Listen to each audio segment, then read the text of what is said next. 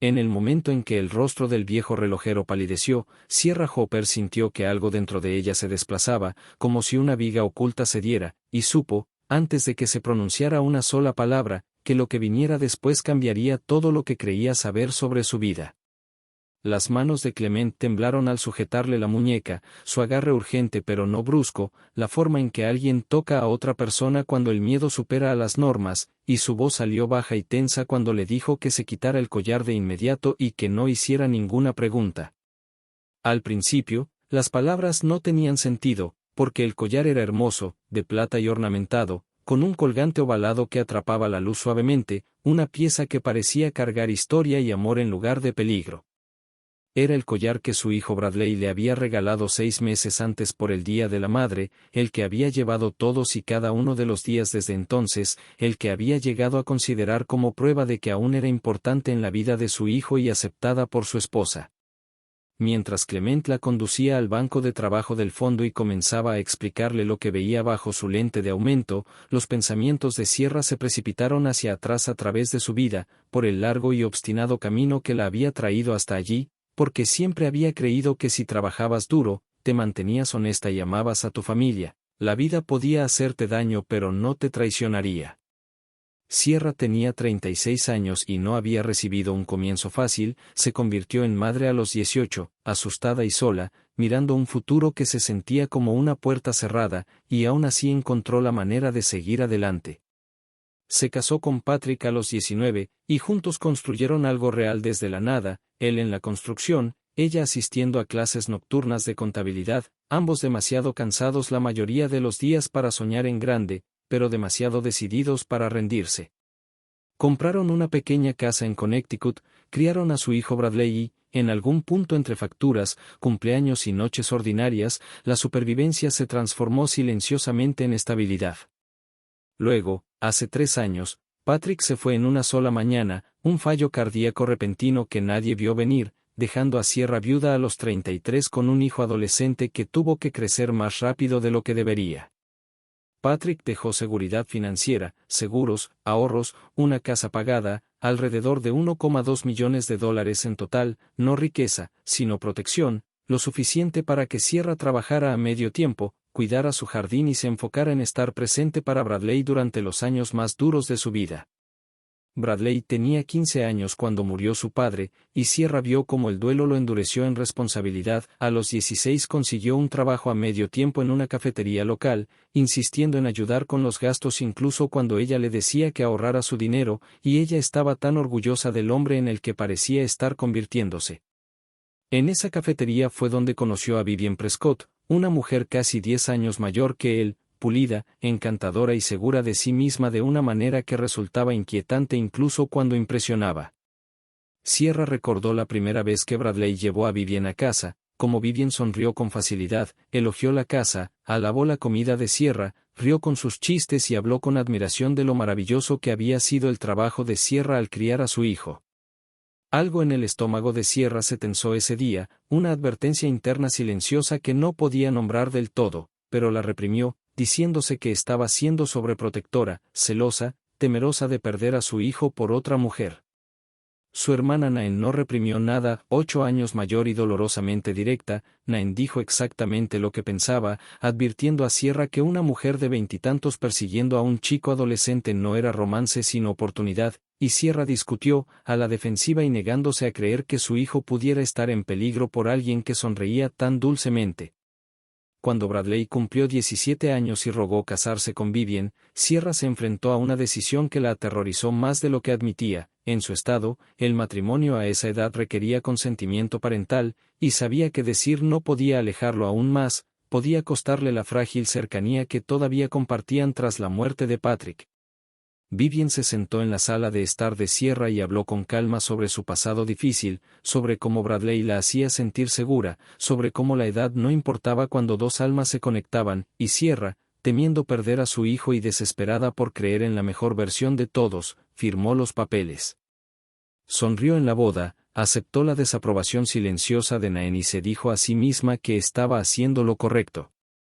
Durante un tiempo, todo parecía estar bien. Bradley parecía feliz, Vivian atenta, y Sierra comenzó a dudar de sus propios instintos.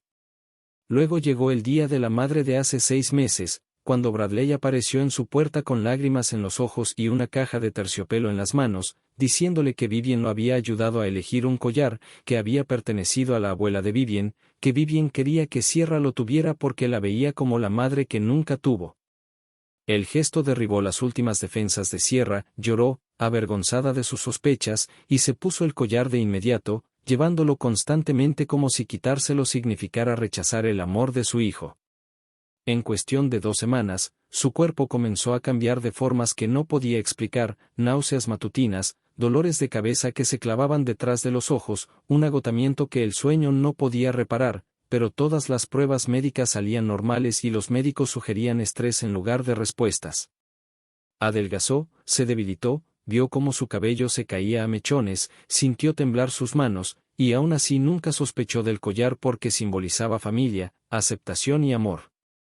Ahora, de pie ante el banco de trabajo de Clement mientras señalaba una costura casi invisible y revelaba un compartimento oculto que contenía una pequeña cápsula destinada a una exposición lenta, Sierra sintió como el peso de la comprensión caía sobre ella de golpe. La enfermedad, el momento, el breve alivio que había sentido cuando dejó el collar por accidente en un viaje, todo se alineó en una sola verdad aterradora. Mientras Clement apartaba con cuidado el colgante y le advertía que lo que fuera que hubiera dentro no pertenecía allí y había sido colocado de manera deliberada, Sierra se dio cuenta de que su vida no se había estado desmoronando en silencio por casualidad. Alguien lo había puesto en marcha.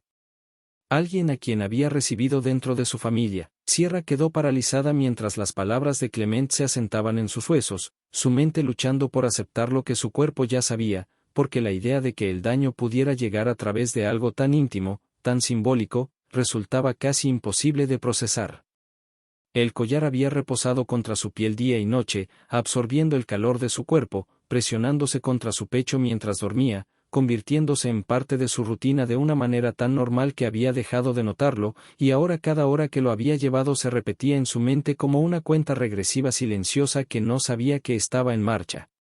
Clement habló con suavidad pero con firmeza, explicándole que en sus décadas de experiencia había visto piezas falsificadas y materiales peligrosos antes, pero nunca algo construido con tanto cuidado, nunca algo diseñado no para impactar o dañar rápidamente, sino para debilitar a alguien lenta y pacientemente, de una forma que podía confundirse con enfermedad, agotamiento o estrés. Le pidió que dejara de usarlo de inmediato, que lo sellara, que lo mandara a analizar, y mientras Sierra sentía, con las manos temblando por razones mucho más profundas que el miedo, sintió como una nueva emoción emergía entre la niebla del shock, ira, aguda y concentrada, atravesando meses de debilidad. Salió de la tienda con el collar envuelto y aislado, colocado en el asiento del copiloto como una acusación, y mientras conducía, recuerdos que antes parecían inofensivos comenzaron a reorganizarse en algo siniestro. Recordó cómo sus síntomas habían aparecido poco a poco, cómo los médicos habían descartado sus preocupaciones cuando los resultados no coincidían con su sufrimiento, cómo había empezado a dudar de su propia percepción, diciéndose que exageraba, que necesitaba descanso, meditación o paciencia. Recordó cómo Vivien había intervenido en ese mismo periodo, ofreciendo sopas, batidos y tés de hierbas, presentándose como la nuera dedicada mientras el cuerpo de Sierra se deterioraba, y lo reconfortante que había sido en su momento creer que alguien se preocupaba lo suficiente como para estar presente. Ahora ese cuidado se veía distinto, teñido de cálculo en lugar de bondad, y la revelación le retorció el estómago de una forma que no tenía nada que ver con las náuseas. Condujo directamente a la casa de Naen, las lágrimas nublando su visión, el peso de la culpa oprimiéndole el pecho porque su hermana había intentado advertirla durante años y ella la había apartado en lugar de escucharla.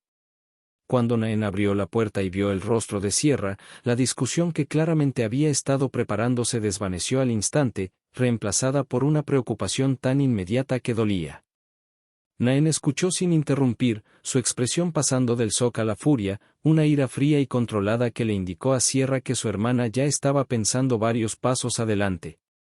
Naen no perdió tiempo en reproches, se enfocó en la acción, insistiendo en que analizaran el collar correctamente, recordándole a Sierra que la sospecha no era suficiente y que la prueba lo era todo si esto iba en la dirección que parecía. A través de un contacto profesional de sus años en el hospital, Naen organizó un análisis toxicológico privado, y durante 2 días Sierra vivió en un estado de respiración suspendida, caminando de un lado a otro, sobresaltándose con cada sonido, con pensamientos que oscilaban entre el pánico y la negación. Parte de ella aún esperaba que todo resultara ser un malentendido, que la cápsula contuviera algo inofensivo, que pudiera volver a creer que su enfermedad había sido una coincidencia desafortunada. Pero en el fondo ya conocía la respuesta. Cuando finalmente llegó la llamada y se identificó la sustancia como sulfato de talio, una toxina de acción lenta conocida por imitar una amplia gama de enfermedades, Sierra sintió que algo dentro de ella se endurecía en claridad. Cada síntoma que había experimentado encajaba a la perfección, desde la caída del cabello hasta los temblores y los problemas gastrointestinales, y el laboratorio confirmó que la exposición continua probablemente habría causado daños permanentes o algo peor. La comprensión de que había estado viviendo dentro de una ilusión cuidadosamente preparada durante 6 meses eliminó el último rastro de confusión y lo reemplazó con determinación. No iba a desaparecer en silencio. No iba a permitir que esto se explicara como mala suerte o estrés. Naen sugirió de inmediato acudir a la policía, pero Sierra dudó, no porque cuestionara la gravedad, sino porque entendía el peligro de moverse demasiado rápido sin una estrategia. Vivien era inteligente, manipuladora y estaba profundamente integrada en la vida de Bradley, y Sierra sabía que una acusación sin pruebas irrefutables podía volverse en su contra, permitiendo que Vivien lo negara todo, la retratara como inestable y reforzara aún más su control sobre Bradley. Necesitaban la ayuda de alguien que comprendiera tanto la ley como la psicología de este tipo de crimen, alguien que pudiera ver el patrón completo y no solo eventos aislados. Fue entonces cuando Naen contactó a Mónica Reyes, una detective veterana que había crecido cerca de ellas y había pasado décadas investigando casos complejos. Mónica escuchó con atención mientras Sierra exponía toda la línea temporal, desde la aparición del collar hasta la confusión médica, el descubrimiento de Clement y los resultados del laboratorio, y cuando Sierra terminó, Mónica no dudó en nombrarlo por lo que era: intento de homicidio, planificado y ejecutado de una manera diseñada para parecer natural y evitar sospechas. Mónica explicó que este tipo de caso requería paciencia y discreción, porque si Vivien percibía que estaba bajo sospecha, podría destruir pruebas o desaparecer. El plan, por difícil que sonara, exigía que Sierra continuara desempeñando el papel al que ya había sido obligada, la suegra enferma y confiada que creía que Vivien la estaba ayudando. Sierra aceptó, aunque la idea le provocaba rechazo, porque comprendía lo que estaba en juego. Los investigadores rastrearon discretamente la compra de la toxina, descubriendo empresas pantalla y huellas digitales que finalmente condujeron a una antigua cuenta de correo electrónico vinculada a Vivien, un descuido que abrió el caso por completo. Examinaron el propio collar, rastreándolo hasta un joyero personalizado especializado en compartimentos ocultos, un servicio destinado a fines inofensivos pero explotado para algo mucho más oscuro. A medida que las pruebas crecían, un segundo nombre apareció repetidamente: Gilbert Stowe, el asesor financiero que Vivien había impulsado con tanta insistencia en la vida de Sierra, cuyas agresivas propuestas de inversión ahora parecían menos una coincidencia y más parte de un plan mayor. Mónica reveló que Gilbert ya estaba bajo investigación federal por fraude financiero, y los registros telefónicos mostraban que él y Vivien habían mantenido contacto constante durante años, contradiciendo las afirmaciones de que su relación había terminado hacía tiempo. Poco a poco, el cuadro completo salió a la luz: la enfermedad de Sierra estaba destinada a eliminarla, la herencia de Bradley iba a financiar un futuro que Sierra nunca vería, y el amor había sido utilizado como el arma más eficaz de todas. El paso final era dejar que Vivien creyera que estaba ganando. Sierra aceptaría hablar de sus finanzas, permitiría una reunión y ofrecería exactamente lo que Vivien más deseaba: acceso. Y al hacerlo, le daría a los investigadores la oportunidad de capturar la verdad con las propias palabras de Vivien, poniendo fin a la pesadilla silenciosa que casi le había costado todo. Aceptar el plan era una cosa, vivir dentro de él era otra muy distinta, y Sierra aprendió rápidamente que fingir confiar en alguien que había intentado borrarte requiere una clase de fuerza que se siente como tragar fuego y sonreír de todos modos. Desde el momento en que le dijo a Vivien que estaba lista para simplificar sus finanzas, Sierra pudo oír el cambio en la voz de Vivien, la satisfacción apenas contenida escondida bajo la preocupación, y eso confirmó lo que Sierra ya sabía: esto nunca había sido por cuidado, solo por control. Vivien insistió en una cena familiar, presentada como una conversación íntima donde todo podría manejarse adecuadamente, y Sierra entendió el simbolismo de inmediato. Vivien quería testigos, quería a Bradley presente, quería que el momento se sintiera oficial e irreversible. Mónica preparó a Sierra con cuidado, recordándole que mantuviera un tono débil pero cooperativo, que hiciera preguntas que sonaran ingenuas, que dejara que Vivien hablara la mayor parte del tiempo. Se sentía cruel que, después de meses de estar realmente enferma, ahora Sierra tuviera que interpretar la enfermedad como estrategia, pero se dijo a sí misma que esta sería la última vez que tendría que hacerse pequeña para sobrevivir.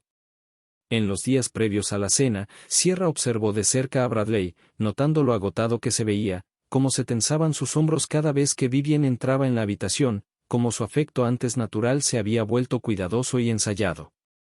Le rompía el corazón darse cuenta de lo completamente que Vivien lo había aislado, filtrando sus mensajes, controlando el relato, convenciéndolo de que la distancia con su madre era normal, incluso necesaria. Sierra quiso decírselo todo de inmediato, apartarlo y advertirle, pero Mónica fue clara: si Bradley enfrentaba a Vivien antes de obtener una confesión, todo el plan podría derrumbarse y Vivien podría desaparecer con la evidencia que quedara. Proteger a su hijo ahora significaba confiar en el proceso, incluso cuando cada instinto gritaba intervenir.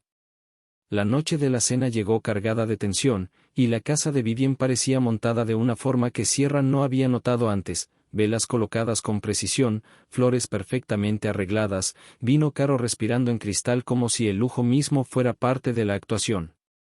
Vivien recibió a Sierra con una preocupación exagerada, guiándola hasta una silla, ofreciéndole una sopa que decía que era buena para recuperar fuerzas, y Sierra la aceptó con una sonrisa que sentía que pertenecía a otra persona. Bradley rondaba cerca, inquieto e inseguro, y Sierra cruzó miradas con él más de una vez, deseando poder decirle que todo lo que sentía era válido. Cuando Vivien presentó a una mujer llamada Patricia como notaria, explicando que sería más fácil manejar el papeleo mientras todos estaban juntos, Sierra casi se rió ante la audacia. Vivien no solo estaba segura, estaba impaciente, ansiosa por cerrar la puerta que creía que Sierra ya estaba cruzando. Lo que Vivien no sabía era que Patricia no era solo una notaria, sino una agente encubierta, cuya calma ocultaba un micrófono y una placa esperando el momento adecuado. Cuando la cena terminó y los documentos fueron colocados sobre la mesa, la máscara de Vivien se deslizó lo suficiente como para que Sierra viera el hambre que había debajo, la forma en que su dedo seguía las líneas de firma como si estuviera delineando un premio. Sierra tomó el bolígrafo, la mano temblándole en parte por los nervios y en parte por la memoria, y por un momento la habitación pareció contener la respiración. Luego dejó el bolígrafo. Preguntó por el collar. El silencio que siguió fue absoluto, del tipo que presiona los oídos hasta doler, y Sierra observó cómo el rostro de Vivien cambiaba en incrementos demasiado pequeños para que alguien más los notara: el destello de confusión, el relámpago de miedo, el rápido recálculo. Sierra metió la mano en su bolso y colocó el colgante sellado sobre la mesa, la plata brillando de manera inocente bajo la luz, y explicó con calma y claridad que había sido analizado, que contenía una toxina de acción lenta, que su enfermedad no había sido accidental. Bradley se incorporó, su confusión afilándose en alarma, y Vivien intentó desviar el tema, intentó descartarlo como estrés, como un malentendido, como los desvaríos de alguien que había estado enferma durante demasiado tiempo. Sierra respondió con hechos, exponiendo los resultados del laboratorio, el rastro de compra, la conexión de correo electrónico que Vivien había olvidado que existía y, finalmente, el nombre de Gilbert Stowe, el asesor que había sido colocado para administrar el dinero después del esperado deterioro de Sierra. Cuando Sierra reveló que Gilbert ya había cooperado con los investigadores y que el plan estaba documentado, la compostura de Vivien se hizo añicos por completo. Se lanzó hacia la puerta, la desesperación superando al cálculo, y en ese momento la actuación terminó. Los agentes entraron desde todas las direcciones, la casa se llenó de autoridad de repente, y el mundo cuidadosamente construido de Vivien colapsó en el caos mientras era inmovilizada y se le leían los cargos. Entonces gritó, no de miedo, sino de rabia, gritando que Sierra debía haber desaparecido en silencio, que todo habría funcionado si Sierra simplemente se hubiera desvanecido como estaba previsto. Las palabras quedaron registradas, preservadas, innegables. Bradley permaneció inmóvil, observando cómo la mujer con la que se había casado se desmoronaba en alguien que no reconocía, y cuando todo terminó, cuando Vivian se fue y la casa quedó en silencio, se volvió hacia Sierra con la devastación escrita en el rostro. Repetía una y otra vez que no lo sabía, que nunca había tenido intención de causar daño, y Sierra lo tomó en sus brazos sin dudar, sosteniéndolo como cuando era pequeño, anclándolo en la verdad que más importaba, había sido utilizado, no cómplice. Esa noche, mientras los investigadores aseguraban las pruebas y Mónica confirmaba que el caso era sólido, Sierra sintió algo que no había sentido en meses, alivio sin culpa. La trampa se había cerrado, la verdad ya no estaba oculta y el peligro silencioso que la había acechado desde dentro había quedado finalmente expuesto. Pero mientras se sentaba junto a Bradley, escuchándolo respirar entre el shock y el dolor, Sierra también comprendió que la justicia, incluso cuando llega, no borra el daño, simplemente traza una línea entre lo que fue hecho y lo que viene después. Y por primera vez desde que el collar había sido colocado alrededor de su cuello, Sierra pudo finalmente ver un futuro que le pertenecía de nuevo. Los días posteriores al arresto se desarrollaron con una extraña combinación de quietud y movimiento, como si la vida de Sierra Hopper hubiera soltado un aliento contenido durante mucho tiempo y aún no supiera cómo volver a inhalar correctamente. Se tomaron declaraciones, se catalogaron pruebas y se reconstruyeron cronologías, pero bajo los procedimientos oficiales transcurría un ajuste más silencioso que ningún informe podía capturar. Sierra regresó a casa con Bradley esa noche, la casa sintiéndose a la vez familiar y ajena, cada habitación cargando ecos de los meses en los que se había ido debilitando sin entender por qué. Durmió profundamente por primera vez en medio año, no porque el peligro hubiera desaparecido, sabía bien que el miedo no se evapora de la noche a la mañana, sino porque su cuerpo finalmente reconoció que la amenaza inmediata había terminado. Cuando llegó la mañana, la ausencia de náuseas la sorprendió más que cualquier pesadilla. Se incorporó despacio, esperando la ola habitual de malestar, y cuando no llegó, las lágrimas recorrieron su rostro sin dramatismo ni pánico, solo alivio. Bradley permanecía en el umbral, sin saber cómo ayudar, aún procesando la realidad de que la mujer con la que se había casado había construido un plan alrededor de la desaparición de su madre. Sierra no lo apresuró. Preparó café, tostó pan y dejó que los sonidos ordinarios volvieran a entrar en la casa. Aprendió que la normalidad regresa en fragmentos. En las semanas siguientes, los investigadores llenaron los vacíos que Sierra no sabía que existían. El rastro de compra de la toxina, el encargo de la joya personalizada, la presión financiera, todo formó una narrativa coherente que tenía sentido de una forma en que su enfermedad nunca lo había tenido. Escucharlo expuesto de manera clínica fue a la vez validante y devastador, porque significaba que su sufrimiento había sido real, deliberado y prevenible si alguien hubiera escuchado antes. Sierra luchó con la rabia hacia el sistema médico que había descartado sus síntomas, pero también reconoció lo fácilmente que el daño lento se oculta tras explicaciones comunes. Eligió dirigir su energía hacia donde podía importar ahora, hacia la sanación y hacia Bradley. Él regresó a casa de manera temporal, no porque no pudiera vivir solo, sino porque necesitaba un lugar donde no tuviera que fingir fortaleza. Algunas noches hablaba sin parar, desmenuzando recuerdos y conversaciones, preguntándose cómo no había visto las señales. Otras noches permanecía en silencio, con los ojos vacíos, mirando a la nada.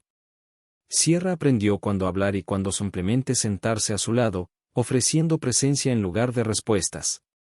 Le repitió una y otra vez que la manipulación funciona porque imita el cuidado, que su confianza había sido utilizada no porque fuera ingenuo, sino porque era bondadoso. Poco a poco, ese mensaje empezó a arraigar. Naem volvió a convertirse en una presencia constante, no como una alarma esta vez, sino como una compañera firme que cocinaba, atendía llamadas cuando la energía de Sierra flaqueaba y recordaba tanto a Sierra como a Bradley que descansaran. Su relación se transformó en algo más fuerte que antes, construido sobre la honestidad en lugar de la evasión. Naem nunca dijo, te lo dije, y Sierra entendió esa contención como un acto de amor. Luego vinieron los procedimientos judiciales, estructurados e implacables. La defensa de Vivien intentó fracturar la narrativa, sugiriendo confusión, coincidencia y malentendidos, pero las pruebas se mantuvieron firmes. Correos electrónicos, registros de compra y declaraciones grabadas contaban una historia que no podía explicarse de otro modo. La cooperación de Gilbert la selló, su testimonio dejando al descubierto las motivaciones financieras que habían impulsado el plan desde el inicio. Sierra asistió al juicio cuando pudo, sentándose en silencio, negándose a dejar que el proceso la definiera. Observó a Vivien desde el otro lado de la sala, notando cuán poca emoción cruzaba su rostro, como el control seguía siendo su último refugio. Cuando el veredicto fue de culpabilidad, Sierra no sintió triunfo, solo una profunda y asentada sensación de cierre. La justicia no fue ruidosa. No devolvió los meses perdidos ni borró el miedo. Simplemente trazó un límite que decía que ese daño importaba. Llegó la sentencia, pesada de consecuencias, y cuando todo terminó, Sierra salió del juzgado hacia una luz solar que se sentía más nítida y más viva de lo que recordaba. La recuperación llegó en capas.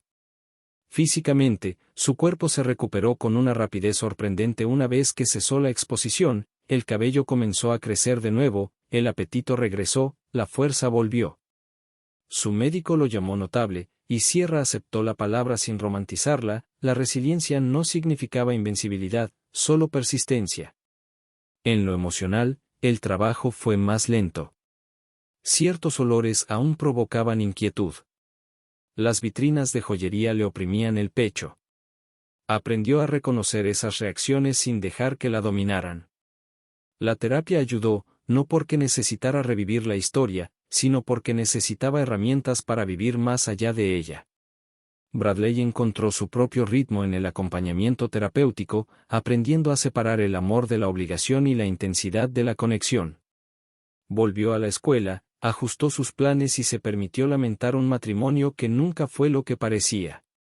Sierra lo apoyó sin asfixiarlo, confiando en que el crecimiento requiere espacio tanto como cuidado. A medida que las semanas se convirtieron en meses, Sierra recuperó partes de su vida que no había notado que había puesto en pausa. Regresó al trabajo a tiempo parcial, encontrando consuelo en la claridad de los números y la satisfacción del equilibrio. Volvió a cuidar su jardín, plantando vida nueva junto a la antigua, dejando que el acto de cuidar la anclara. Se reconectó con amigos de los que se había alejado durante su enfermedad, explicando tanto o tan poco como ella elegía. La historia ya no la controlaba, ella controlaba cómo se contaba. Una tarde escribió una carta a Clement, el relojero cuyos instintos le habían salvado la vida, agradeciéndole por notar lo que otros no y por actuar sin dudar. Enviarla se sintió como cerrar un círculo que había quedado abierto demasiado tiempo. Sierra no fingió que la experiencia la hubiera vuelto intrépida. Lo que hizo fue agudizar su conciencia. Ahora confiaba en sus instintos, honraba la incomodidad en lugar de silenciarla y establecía límites sin disculparse. Entendió que el peligro a menudo llega en silencio, envuelto en familiaridad y amabilidad, y que escuchar esa pequeña voz interna que dice que algo está mal puede ser la diferencia entre el daño y la supervivencia. De pie en su cocina una tarde, observando a Bradley reírse de algo en su teléfono, Sierra sintió una calma que no había conocido antes, no la calma frágil de la negación, sino la calma firme de la claridad. Seguía aquí. Seguía eligiendo. Y eso, lo sabía, era la forma más auténtica de victoria. El tiempo avanzó en incrementos silenciosos después del juicio, no con giros dramáticos sino con pequeñas decisiones que poco a poco fueron cosiendo de nuevo la vida de Sierra Hopper, y aprendió que la sanación a menudo parece ordinaria desde fuera incluso cuando por dentro se siente monumental. Con el collar fuera de su vida y la amenaza neutralizada, su cuerpo continuó recuperándose de maneras que aún la sorprendían. Las mañanas ya no comenzaban con náuseas, sus manos se mantenían firmes alrededor de la taza de café y el espejo reflejaba a una mujer que volvía a parecerse a sí misma en lugar de a una extraña usando su rostro. Sin embargo, la recuperación física era solo una parte del trabajo. La tarea más profunda era aprender a vivir sin la vigilancia constante que se había vuelto una segunda naturaleza, aprender a confiar en los momentos tranquilos sin esperar que se rompieran. Sierra retomó poco a poco su trabajo en contabilidad, eligiendo horarios de medio tiempo que dejaban espacio para el descanso, y encontró consuelo en su previsibilidad, en números que se comportaban con honestidad cuando se trataban con cuidado. Bradley también empezó a encontrar de nuevo su equilibrio, regresando a las clases y reconstruyendo rutinas que habían sido interrumpidas por el shock y la traición. Ahora se comportaba de manera distinta, menos ansioso por agradar y más reflexivo antes de hablar, y Sierra reconoció ese cambio no como daño, sino como un crecimiento forzado demasiado pronto.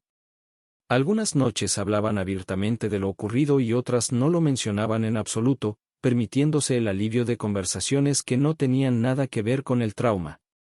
Sierra aprendió a aceptar que ambas cosas eran suficientes. Naen siguió siendo una presencia constante, apareciendo sin aviso, llevando comida, ofreciendo ayuda práctica y a veces simplemente sentándose en un silencio cómodo. Su relación, antes tensada por desacuerdos y orgullo, ahora descansaba en el respeto mutuo, fortalecida por la comprensión de que el amor no siempre suena suave cuando intenta protegerte. Sierra ya no se molestaba con la franqueza de Naen, la reconocía como una lealtad que se negaba a ser educada a costa de la seguridad. Con el paso de los meses, Sierra notó cómo sus instintos se habían agudizado, como ya no descartaba la incomodidad solo para mantener la paz. Cuando algo no se sentía bien, se detenía, evaluaba y confiaba en sí misma para dar un paso atrás sin culpa. Este cambio se extendió más allá de las relaciones personales a la vida cotidiana, llamadas de ventas, interacciones profesionales e incluso conversaciones casuales donde la urgencia parecía fabricada. Dejó de explicar sus límites y descubrió que la mayoría de las personas o los respetaban o se rebelaban rápidamente cuando no lo hacían.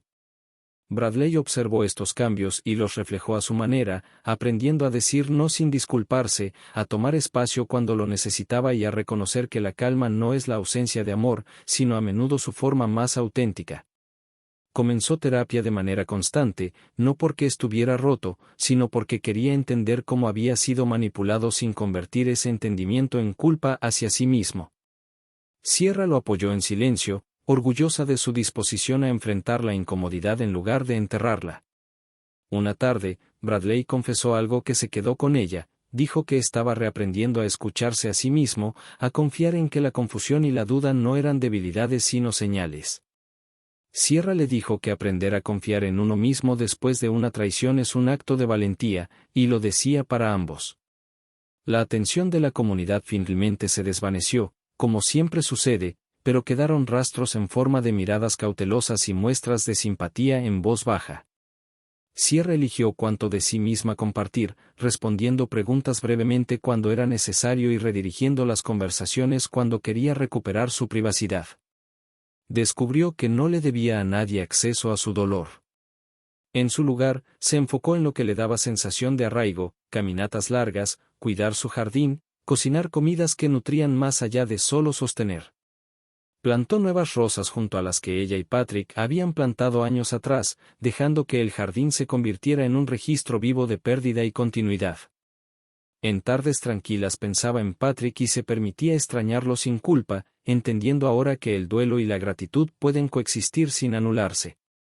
A veces Bradley se unía a esos momentos, compartiendo recuerdos de su padre que habían resurgido de maneras inesperadas, y juntos construían un lenguaje compartido para el recuerdo que no los atrapaba en el pasado. Sierra también comenzó a reflexionar sobre lo cerca que había estado de desaparecer sin explicación, sobre lo fácilmente que su historia podría haber terminado en silencio si una sola persona no hubiera notado que algo estaba mal. Esa comprensión permaneció con ella, no como miedo, sino como responsabilidad. No sentía la necesidad de revivir su experiencia públicamente, pero sí una atracción silenciosa hacia la conciencia, hacia asegurar que lo que casi la destruyó sirviera como advertencia y no como secreto. Cuando un grupo local de apoyo se acercó para pedirle que hablara de manera informal sobre confiar en los instintos y reconocer la manipulación, Sierra aceptó en sus propios términos. No dramatizó su historia ni se detuvo en los detalles, habló con sencillez sobre el costo de ignorar la incomodidad y la importancia de escuchar a quienes te quieren lo suficiente como para cuestionarte. La respuesta fue silenciosa pero poderosa, marcada por gestos de reconocimiento y conversaciones que continuaron mucho después de que terminó la reunión. Sierra se fue sintiéndose más ligera, no porque se hubiera desahogado, sino porque había transformado algo doloroso en algo con propósito. En casa, la vida continuó con su ritmo irregular. Hubo días de paz y días en que viejos miedos reaparecían sin aviso, pero Sierra ya no interpretaba esos momentos como un fracaso. La sanación, aprendió, no consiste en borrar el pasado, sino en construir un futuro que no esté controlado por él. Una noche, mientras observaba a Bradley reírse de algo trivial, Sierra sintió como una profunda sensación de presencia se posaba sobre ella. No estaba esperando que cayera el siguiente golpe. No se estaba preparando para la pérdida. Simplemente estaba allí, respirando, eligiendo, viviendo. El collar ya no rondaba sus pensamientos, se había convertido en una lección y no en una amenaza. Entendió ahora que el peligro no siempre se anuncia con violencia o ruido, a veces llega suavemente, envuelto en afecto y confianza, pero también comprendió algo igual de importante: la conciencia es en sí misma una forma de protección. De pie en su cocina, escuchando los sonidos ordinarios, Sierra reconoció el milagro silencioso de la supervivencia no como un final, sino como el comienzo de una vida vivida con claridad, intención y la confianza ganada con esfuerzo de que podía volver a confiar en sí misma. Cuando otro año comenzó a tomar forma, Sierra Hopper comprendió que la parte más difícil de sobrevivir a algo oculto y deliberado es aprender a vivir en un mundo que vuelve a parecer ordinario sin permitir que la guardia se endurezca en miedo. El peligro había sido nombrado, probado y eliminado, pero su eco persistía de formas sutiles, en cómo evaluaba la amabilidad, en cómo sopesaba las promesas, en cómo escuchaba no solo las palabras sino también el momento, la presión y la intención. Observó estos cambios con curiosidad en lugar de juicio, reconociéndolos como habilidades que no había tenido antes, habilidades que ahora llevaba en silencio. Las mañanas regresaron a un ritmo suave: café, la luz entrando por la ventana de la cocina, el sonido de Bradley moviéndose arriba antes de salir a clases o al trabajo. Ya no necesitaba una reafirmación constante, pero seguía comunicándose, seguía compartiendo partes de su día, y Sierra atesoraba ese equilibrio entre independencia y conexión. Ver a su hijo reconstruirse después de la traición le enseñó algo que no esperaba: la resiliencia no vuelve con estruendo, se infiltra lentamente, disfrazada de rutina, disfrazada de pequeñas decisiones tomadas con constancia. Bradley aprendió a confiar de nuevo en sus percepciones, a preguntarse cómo le hacía sentir algo en lugar de cómo se suponía que debía verse, y Sierra vio crecer su confianza no de forma ruidosa, sino firme. Nain siguió formando parte de sus vidas de una manera que ahora se sentía natural, ya no como una voz que gritaba advertencias desde los márgenes, sino como una presencia confiable cuya honestidad era bienvenida y no resistida. Su historia compartida ganó una nueva profundidad, fortalecida por la comprensión de que sobrevivir había requerido que finalmente se escucharan sin defensas. Sierra pensaba a veces en lo cerca que había estado de perderlo todo en silencio, en lo fácilmente que la verdad podría haber quedado enterrada bajo explicaciones médicas y cortesía social, y esa conciencia afinó su sentido de responsabilidad, no para quedarse en el pasado, sino para permanecer despierta en el presente. Comenzó a llevar de nuevo un pequeño cuaderno, no para síntomas esta vez, sino para observaciones, momentos en los que algo se sentía alineado, momentos en los que no, patrones que notaba en las personas y las situaciones. No era paranoia, era atención, y la anclaba en lugar de agotarla. El trabajo se mantuvo estable y satisfactorio, y encontró un placer particular en ayudar a los clientes a entender sus finanzas con claridad, negándose a apresurar decisiones y fomentando preguntas. Sabía por experiencia propia cómo la confusión y la urgencia podían ser explotadas, y se propuso desacelerar siempre que fuera posible, convencida de que la claridad es una forma de protección. Bradley, inspirado por su serenidad, comenzó a explorar caminos profesionales enfocados también en ayudar a otros, atraído por trabajos que requerían paciencia y ética más que actuación. Sus conversaciones se desplazaron hacia el futuro, no idealizado ni ingenuo, sino abierto. Hablaron de metas, de límites, de qué tipo de vidas querían construir después de aprender cuán fácilmente la confianza puede ser mal utilizada. Por supuesto, aún había momentos difíciles. Los aniversarios le apretaban el pecho a Sierra, recordatorios de la ausencia de Patrick y de los meses que había perdido por la enfermedad. En esos días se permitía ir más despacio, sentir el duelo sin caer en espirales, entendiendo ahora que el duelo no significa retroceder, sino ser humana. Pasó más tiempo en su jardín, encontrando consuelo en cuidar seres vivos que respondían con honestidad al cuidado. Las plantas no fingían, prosperaban o se marchitaban según las condiciones, y esa sencillez la tranquilizaba. A medida que cambiaban las estaciones, Sierra notó que reía con mayor facilidad, que dormía más profundamente, que la tensión constante y de bajo nivel con la que había vivido durante tanto tiempo finalmente comenzaba a aflojar su agarre. No sentía la necesidad de demostrar fortaleza ni de minimizar lo que había vivido. Había aprendido que la fortaleza puede ser silenciosa y aún así real. Cuando conocidos mencionaban el caso de Pasada, Sierra respondía con calma, ofreciendo un reconocimiento breve antes de llevar la conversación hacia otro lugar. Su historia era parte de ella, pero no era su identidad, y había recuperado ese derecho.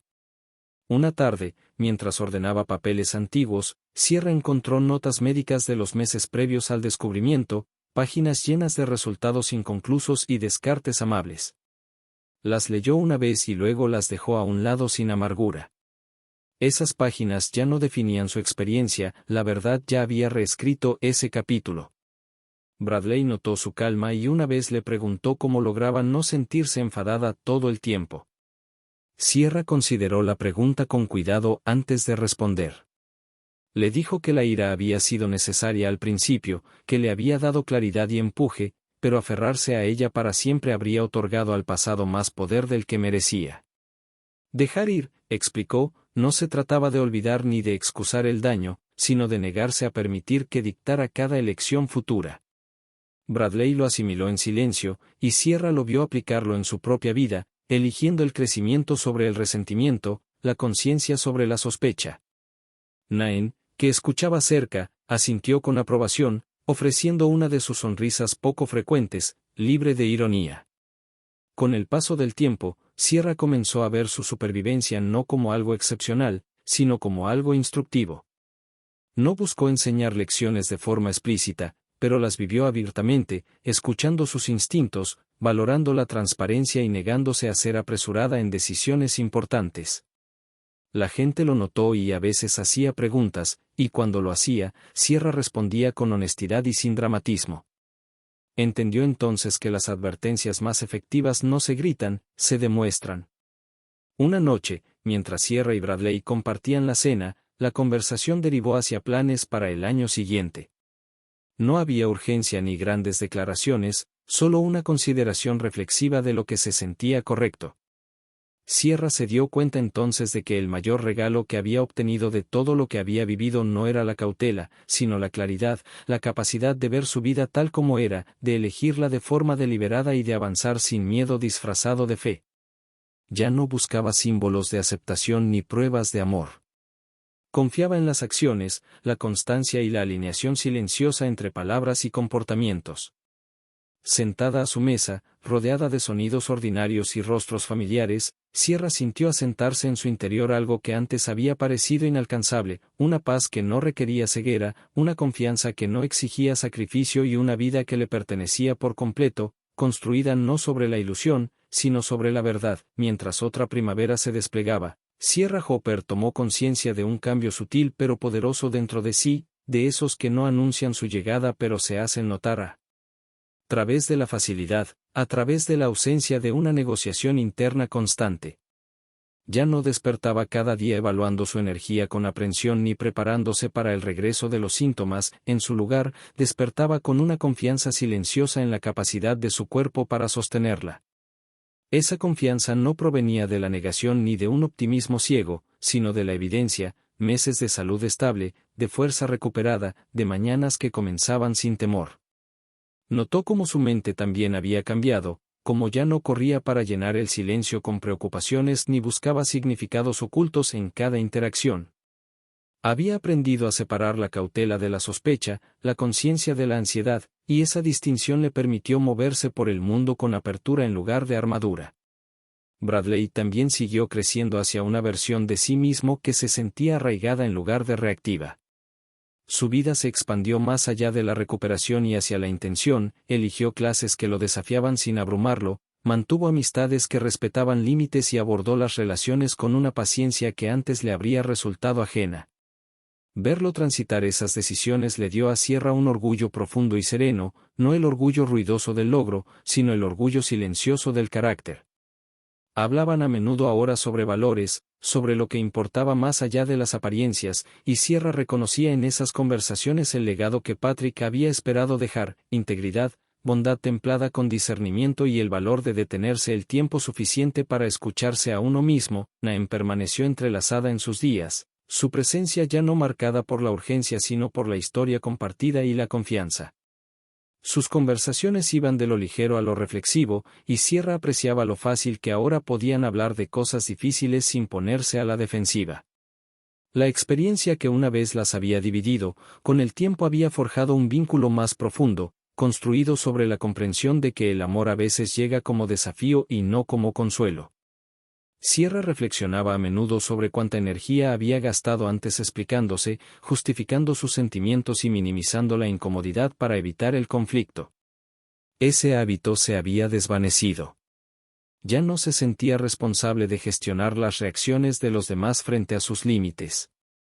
Este cambio se manifestaba en todas partes, en decisiones profesionales, en compromisos sociales, incluso en momentos pequeños como rechazar invitaciones cuando necesitaba descansar. Cada elección reforzaba la misma verdad: la confianza en uno mismo crece con la práctica. Sierra también se sintió atraída de nuevo por el aprendizaje, no por obligación sino por curiosidad. Leyó sobre psicología, sobre persuasión e influencia, sobre cómo las personas toman decisiones bajo presión. Ese conocimiento no la asustó, la empoderó. Comprender los patrones no la volvió cínica, la volvió precisa. Ahora veía con qué facilidad las narrativas pueden moldearse por el momento, la emoción y la repetición, y cuán importante es hacer una pausa antes de aceptar cualquier historia que exija urgencia o secreto. Esta conciencia no la volvió desconfiada de todos, la volvió atenta a la coherencia entre palabras y acciones, promesas y cumplimiento. Compartió estas ideas con Bradley cuando fue apropiado, cuidando de no abrumarlo y confiando en que él aplicaría lo que le resultara útil. A medida que pasaban los meses, Sierra notó que la alegría había regresado de formas inesperadas. Reía con mayor libertad, no porque la vida se hubiera vuelto más fácil, sino porque ya no cargaba el peso del miedo no expresado. Disfrutaba de placeres simples, la jardinería, cocinar, caminatas tranquilas, sin la sensación subyacente de que algo terrible pudiera estar esperando justo fuera de la vista. Cuando surgían desafíos, como inevitablemente ocurre, los afrontaba con serenidad en lugar de pánico. Había aprendido que la resiliencia no es la capacidad de soportar sin fin, sino la capacidad de responder con reflexión. Una tarde, mientras ordenaba pertenencias antiguas, Sierra encontró la caja de terciopelo que una vez había contenido el collar. Por un momento, su pecho se tensó, pero la reacción pasó rápidamente. Sostuvo la caja vacía, reconoció el recuerdo que llevaba y luego la dejó a un lado sin ceremonia. El objeto ya no tenía poder.